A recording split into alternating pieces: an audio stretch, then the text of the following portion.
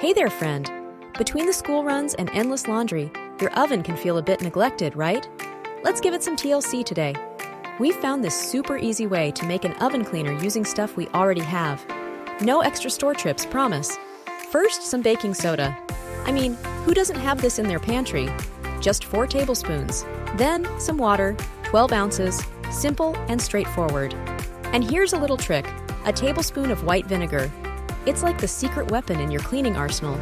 Mix them up in a spray bottle. It's so easy, even after those sleepless nights we all know too well. Spray it on.